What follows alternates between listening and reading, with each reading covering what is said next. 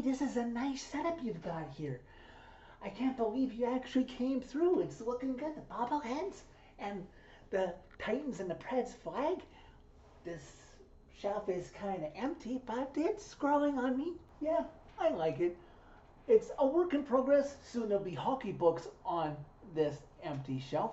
But hopefully with this new start in a new place, maybe it'll bring the Preds some luck as it did in the first fan reaction shot in this studio.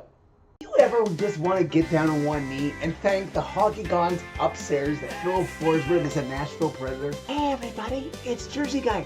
Hold my beer. Are you sure you want me here? Hat trick watch anybody? Is it maybe somewhere that we owe a massive debt to the hockey gods? Again and again and again. You're like a kid again, Johnny. Is this happening? Is this happening? This isn't an ad for some dang cookie. I want a piece of that action. Well, you don't have to tell me twice. What do you have to tell me that is going to make me feel positive? And maybe the Titans won't let us down on Thursday. Preds, walk it off! Okay, on with Johnny's reaction video.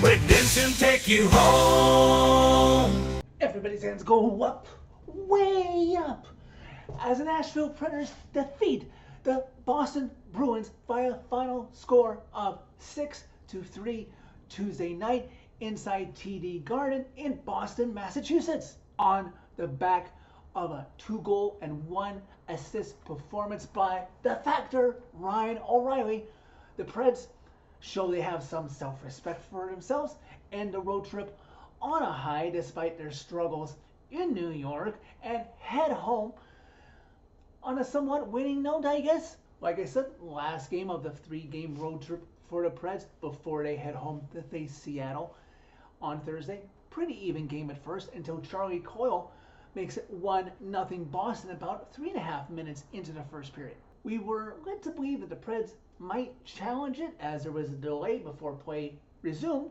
but eventually play did resume. Bruins did get that early lead. A minute later though, a man who has been the recipient of trade rumors in some circles, or so I have seen, Tommy Novak, causes a turnover and eventually is the recipient of his 13th goal of the season past Swayman. Preds tie this game at 1. There's a turnover at the Bruins blue line caused by Ryan O'Reilly.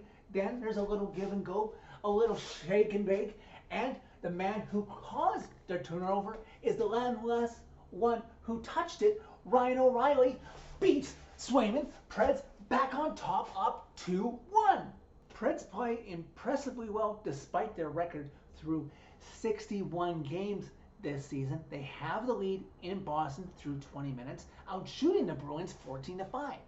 Just over 5 minutes though into the second period, Bruins playing much better than they did in the first period, and that hard work pays off for them in that instant as Jordan Osterley beats UC Saros and ties this game at 2. When I heard that it was Jordan Osterley's first on the Nesson, of course I had to watch this game on Nesson. Thank you so much, Sportsnet, for your loving with that network, Bruins all the time. I thought, oh great, was that his first goal of his career? No, thank God. I just haven't heard of this guy because he plays for the Bruins, that this wasn't his first goal ever. Thank you. Just over a minute later though, the Preds find themselves back out in front because Ryan O'Reilly from the sideboard sets up out front in front of Swayman. Steven Stamkos, who one time's at home past Jonathan Swayman. Preds now lead again, up 3-2. Where was his hard work many more times this year? That tally by Stamkos ties him with Mike Bossy for 23rd all-time in NHL goal scoring. Safe to say, Stamkos is going to pass Mike Bossy before this season concludes. Preds faring well by the end of 40 minutes, still leading the Bruins up 3-2. In the third period, Bruins look to be on the right track again as 5.5 minutes in, Morgan Geekie is set up by Zaka, who beats Saros, and I'm thinking, okay, this is where the wheels are going to come off and they can just play right into the tank. No, the Preds had other plans in this game because 2 goals 63 seconds apart. First Michael McCarron? Yes, I did not think I would be saying this about Michael McCarron with the smoothest hands going backhand behind his back to Jonathan Marchessault, who puts the Preds back out in front. And then Steven Stamkos sets up the Factor, the man who is rumored to be moving on Friday, but he's a responsible guy. He wants to look out for the young kids coming up with the Preds. The Factor, Ryan O'Reilly, like he wants to try out for the Boston Red Sox, gets Stamkos' pass and bats it out of the air past Swayman, putting the Preds in a real good position to spoil the show in the TD Garden. The Preds are back up 5-3. And then, for good measure, not that this win helps the Preds anywhere in the standings, except maybe keep them in third place going into the NHL draft lottery. The Bruins summon Swayman to the bench for the extra attacker. No good. Mark Janikowski deposits the puck into the empty cage. Preds win this one, going away 6-3. So Preds Nation, I did not see them going 1-2 on this road trip. And if they were going to go 1-2, maybe they would have stolen the show in New York after having a hell of a terrible game in Long Island to start it. But I'm not going to complain too much. At least this team still shows the initiative, some hard work, maybe something positive they can take into the off season.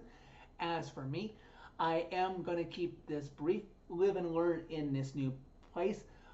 I apologize if my positioning was a little off. I will still get the hang of where my markers are because I was so used to it in the old place, and it was a long day, first full day living in this new apartment. And hopefully, as this season winds down through the next 21 games, I will get more comfortable and be fully ready to go next season. But in the meanwhile, I appreciate all my loyal viewers who have been with me this long and continue to support me in this new endeavor, in this new filming location. So that is it for this video. Thank you very much for watching. As always, click a like if you liked this video. Click subscribe if you really liked it and are looking forward to what I can come up with, what the future has in store in this new location. Tell all your friends about Redemption and tell them that it's not going to be all doom and gloom through the last quarter of a season heading into the off season where, yeah, we know there's going to be changes, but more to come about that later.